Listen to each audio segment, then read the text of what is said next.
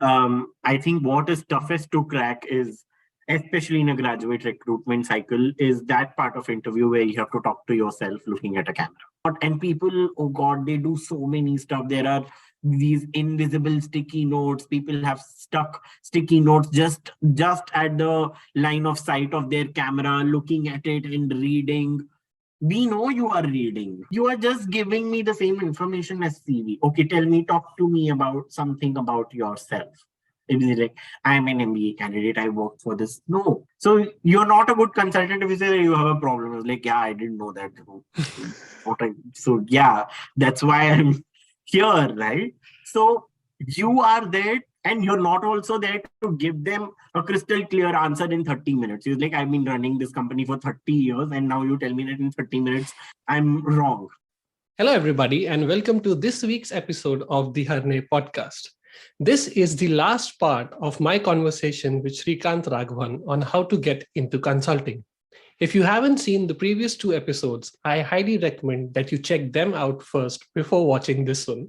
The links to those episodes are in the description box.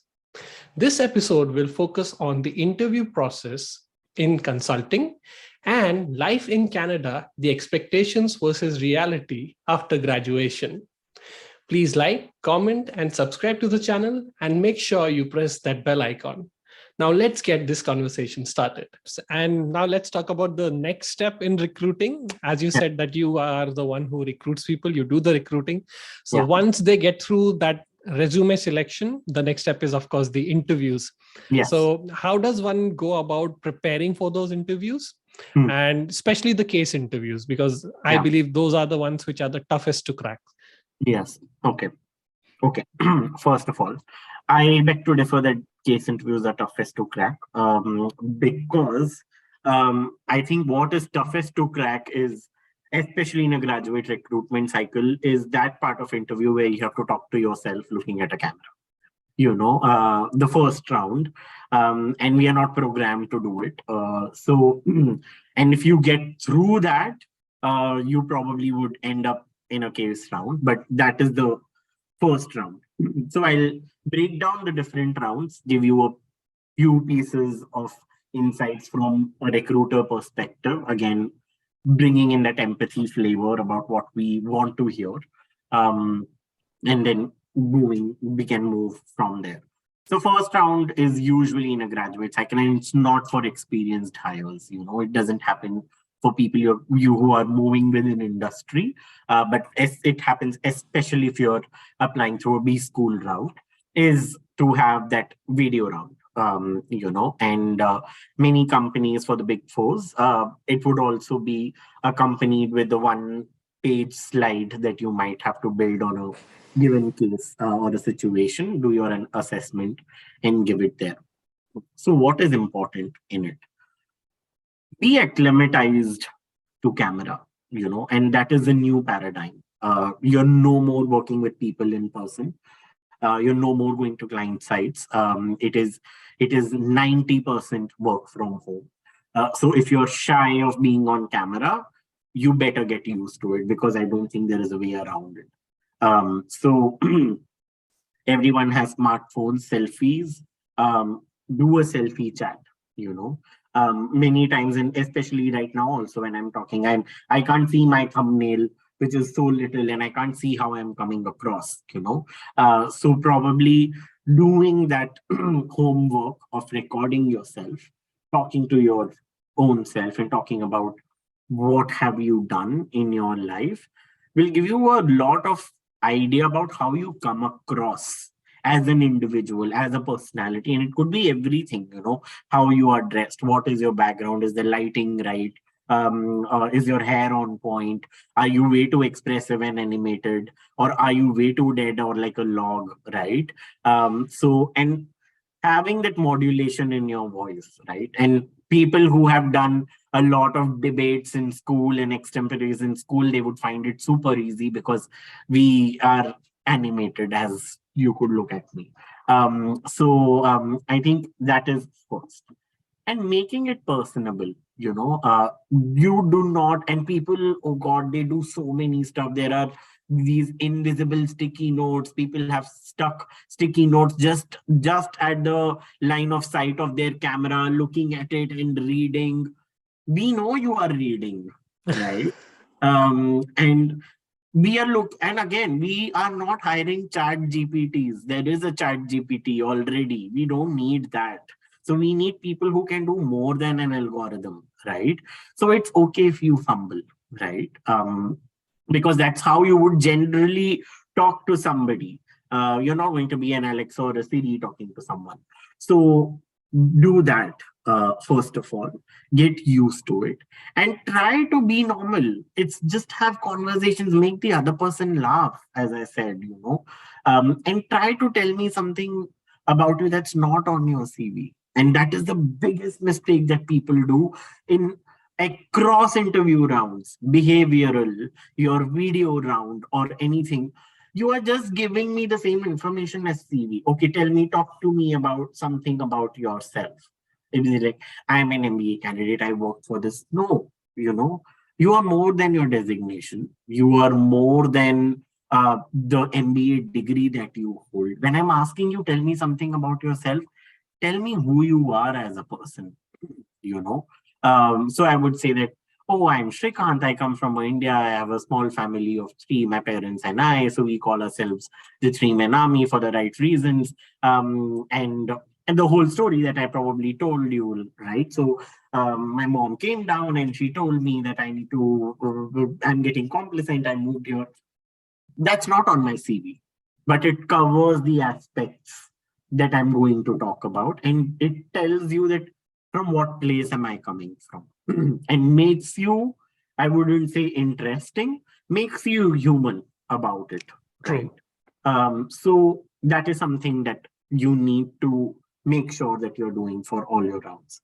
Um, and that is for the video round. Case, okay. Let me tell you, case in point is good as a reference point.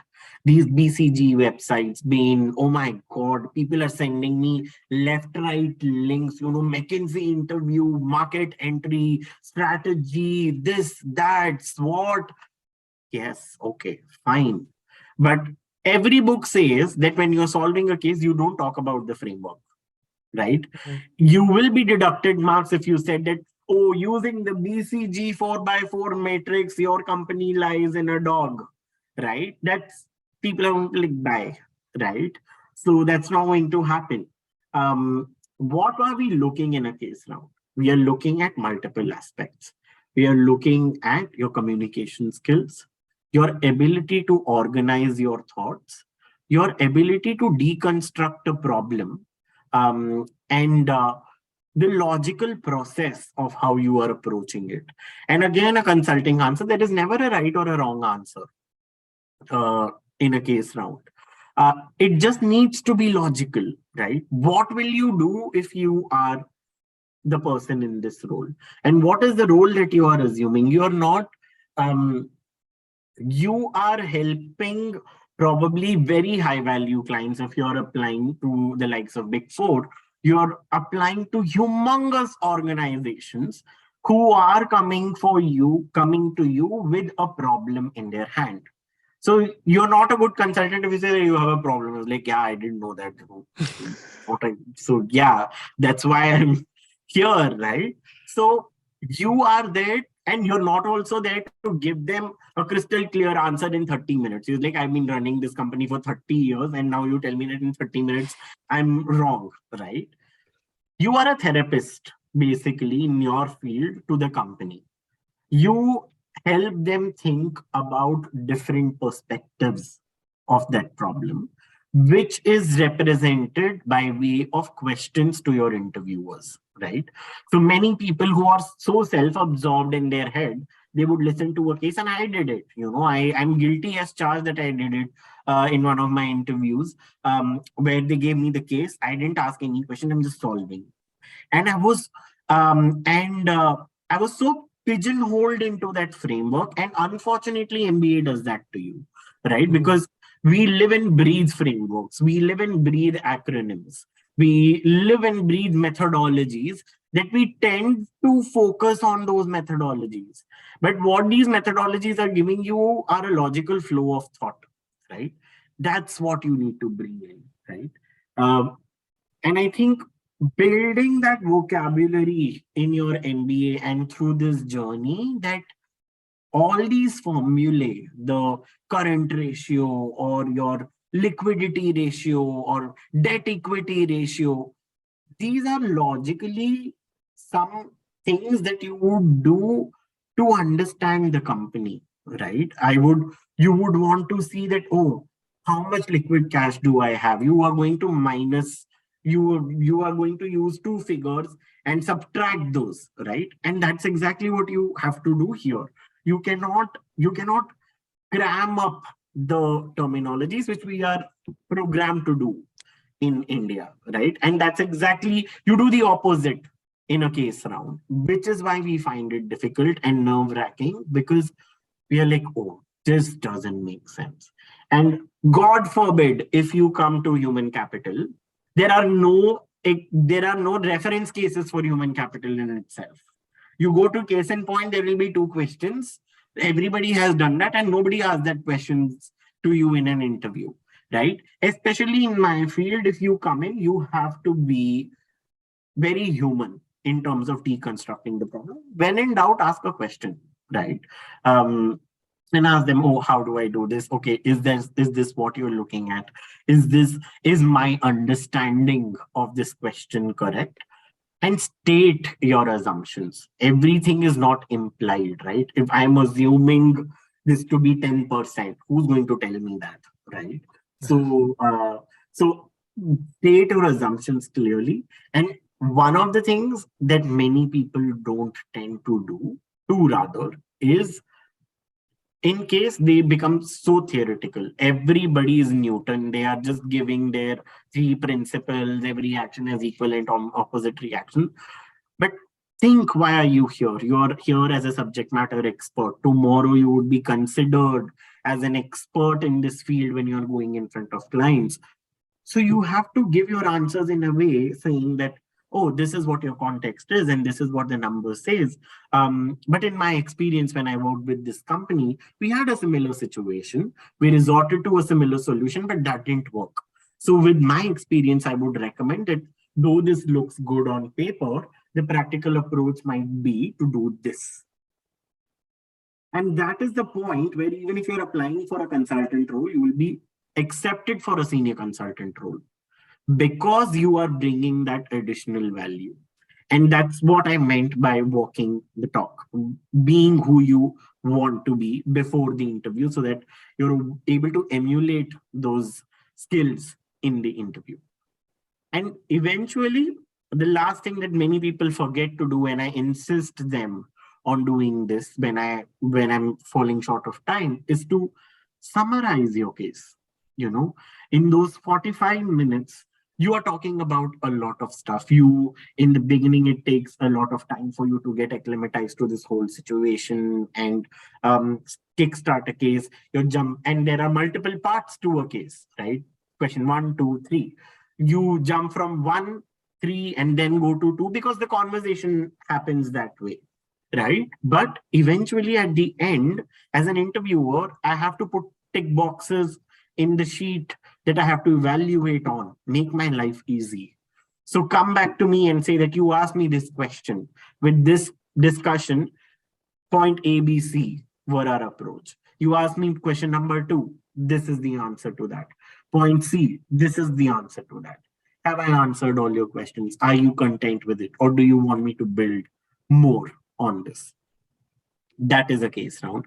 I probably oversimplified it, but to the bare bones, that is exactly what a case round is. And no matter whichever case you apply to, if you use this framework and thought process, there is no way anybody can stop you from going to the next round. And then comes the behavioral. It's very simple. Be you, be anecdotal, and don't talk about fluff. I love leadership. I love collaborating with different people. Yeah, everyone does. Everyone Right? does that. Exactly. Yeah. And everybody, especially who's applying to this role, of course does, because my JD says so. right? But then you have to say that, yeah, I have been a leader because I was the leader of the GBC. I did this, right? I love collaborating because I went to case competitions with people from 4 different countries, right? It was amazing. And I did not know what to do. These were the challenges, but this is how I overcame it. You know, that is what a behavioral round is. It is not about you talking in theory about what is right, but actually telling them that what are you capable of doing. Love it. Love those answers. Yeah, that's, I Uh, think those are the interview rounds. Yeah. yeah, did I interrupt you? Did you have anything No, more no, to no, add? no. That was All it. right. Yep. Love those answers. Thank you so much for them. And I think the last question which I have for you is the reality of living in Canada, because aspirants think that, oh, my life is going to be Yeah. suddenly turned upside down once I go into Canada. I'm going to make all this money. My lifestyle will improve. Those things are true up to a certain extent, Yes. but it comes with a lot of cons as well. Yeah. So your take on the reality in Of Canada? of course. This is a topic that is close to my heart, and probably everybody who would listen to this might chuckle a bit, who are already in Canada. But I think the realities are those. You are a successful human and doing the best in the world when you're earning in CAD and in six figures only if you convert to INR. Yeah. So, but that doesn't happen. Yeah. The biggest kicker is we have a 30% tax rate. Yeah. And I remember at Deloitte, when I got my first paycheck, I called my HR and I was silent for 2 minutes. She was like, this happens all the time when somebody from previous history in India joins our company. So I completely understand. She's like, and she was telling me, it's like, I hope you understand that tax works on the basis of how much you draw. I was like, yeah, but yeah. So basically, in reality, a lot of it you pay in taxes, and especially if you are staying in downtown. Oh God, as in after your rent and your grocery, if you are left with something for your leisure, hats off. Because if somebody knows how to save and invest, please talk to me after this. I would really want to chat with you. So having said that, I think those are very shallow answers. But to be honest, it is good, as in to a great extent, you have that sense of independence. There is a certain kind of lifestyle that you can afford, and probably personally for me, the lifestyle that I have now was very wishful for me back home. And you tend to living that is in flesh and blood makes you feel really good about yourself. And yeah, having though I exaggerated a bit about the money part, yeah, you tend to get you will be able to save, but there's always a comparison with our counterparts in US, right? It's the same job in US is paid so well.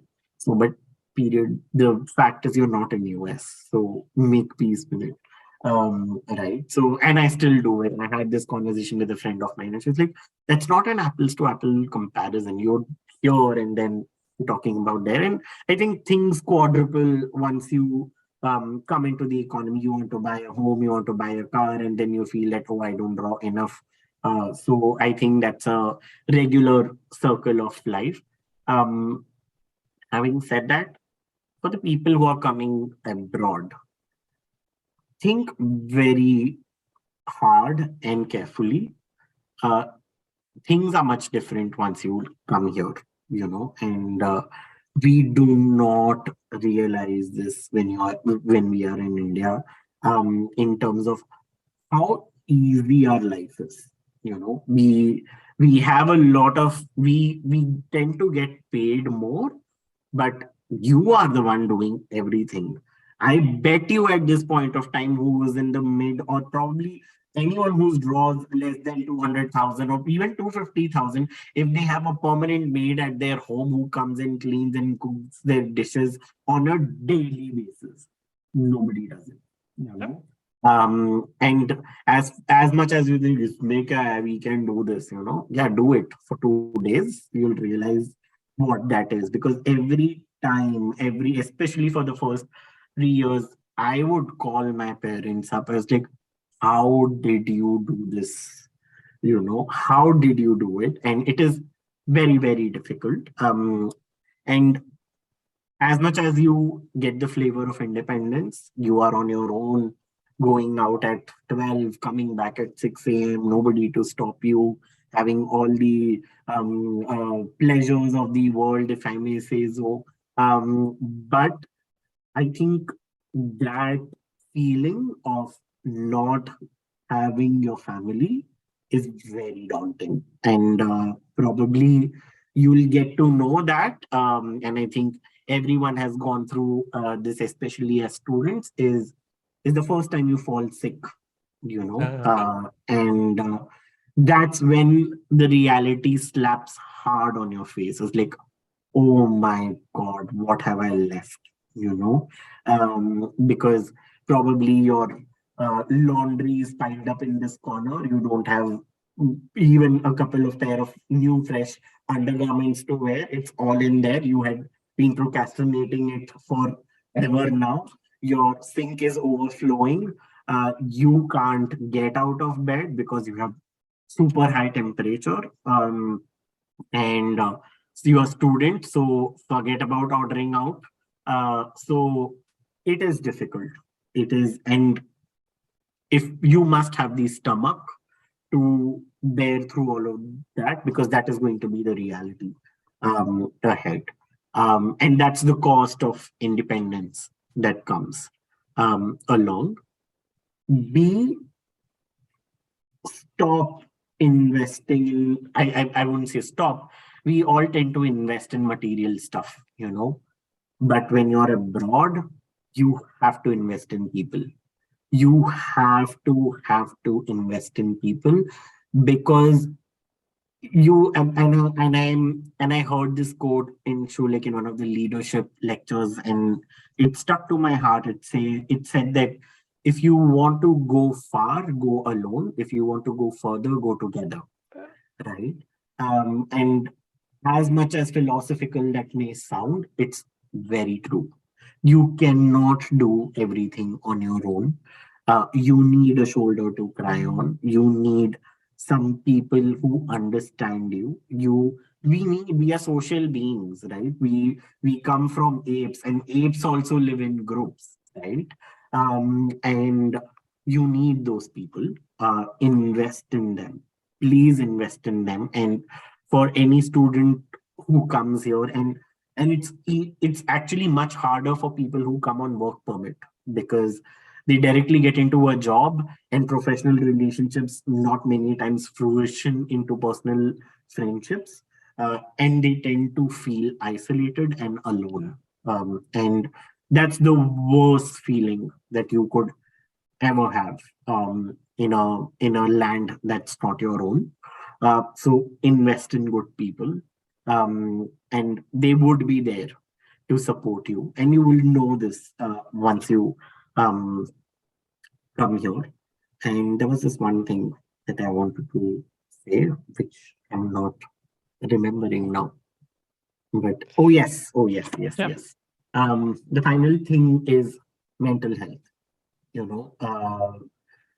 In India, we are theoretically aware of what mental health issues are, what we are supposed to do. And I think the another quote that is very applicable in that situation, the way we approach mental health issues in India is like, हम तो चाहते हैं कि इस देश में भगत सिंह हो, but मेरे घर ना हो, पड़ोस के घर में हो. Right. So similarly with mental health issues, we are very open-minded and we are very progressive in terms of mental health issues, but not in our family, So we can give advice to others well. But another thing that I realized personally is when you come here, you have a lot of time to think, and it's not the case in India. You go to office, come home, कुछ ना कुछ भसड़ चल रही है, किसी ताई जी ने कुछ बोल दिया, चाचा जी की लड़ाइयाँ हो रही हैं, मौसा जी ने कुछ बोल दिया, सब मुंह फुला के बैठे हैं, and then you're living with your parents. So I think we enjoy that dysfunctional functionality in families, and that's what we are programmed with, and we don't get enough time to think about and reflect upon what we are going through. But then when you come here, there is absolute silence. There is you talk to, there is a time difference. Of course, there are periods when you can't talk to your family. They are sleeping, but you are awake, and you're going through shit. And you sit down and you start thinking about whatever your life has been until now. There are many revelations, many ghosts and beasts also emerge from those things, and that's when things start making sense for you. And it's a very difficult phase, and it is not something that is comfortable on many respects. You explore yourself as an individual, and that's when many people tend to go to therapy and feel depressed. And coupled with the seasonal sadness that we have on winters, right? With no sun, it just aggravates the whole situation. So it is going to be a very arduous, difficult, and uncomfortable journey. It is not going to be a bed of roses. It is not going to be you step into a country, you do your MBA, and then you get a big shot job, and everything is fine. No, that's not how it is. Um, but in those times, my only recommendation is do not brush your feelings or what you're going through under the carpet, because if you brush it under the carpet, there will be a time when it would manifest as something in the most inappropriate and unwanted time that you would want to, and it will be difficult. So face it. If you want to cry out loud, cry. If you want to yell. Have some these dollar store plates handy in your hand. If you want to break something, break those. And But face it. And do not take it lightly.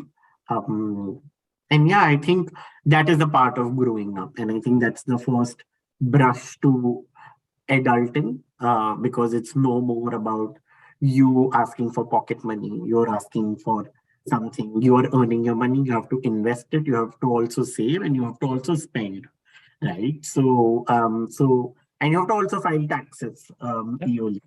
So I think these are very grown up stuffs, and all those things that you would detest from with your parents. Like, I don't know what fetish do our Indian dads have, those with those folders and those receipts and tax filings.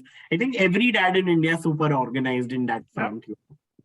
You tend to be that person yourself because you have to be. There's no other way. But yeah, be cognizant of these things that we don't appreciate and value when we have those, and try to create a home here. Yeah. Because you will move into a house, but you can't be yourself until you are at your home. And what do I mean by that? Very simple, and this is something that I tell people in my interviews as well. Um, Use those things and small little rituals that remind you of home. There's this very specific agarbatti that used to be there in my place. So I got it from India. I light it up every morning. Do those small little chores that your parents would do early morning, waking up. Um, and so that you create that space for yourself, because houses are pretty well furnished, but those are just houses. How do you add that flavor to it, where it doesn't feel like a house but a home, is essential for you to be who you are and feel nourished.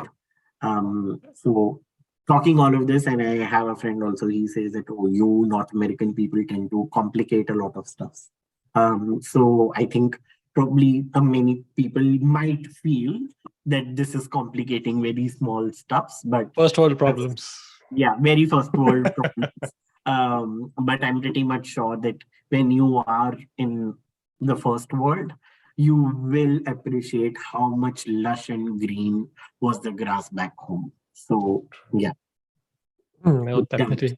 was my There is a lot of truth in those answers. Like even now when I go home, my yeah. mom jokingly tells me, so, oh, you are coming home, so I'll send the maid on a leave because you can do all the cooking and the cleaning.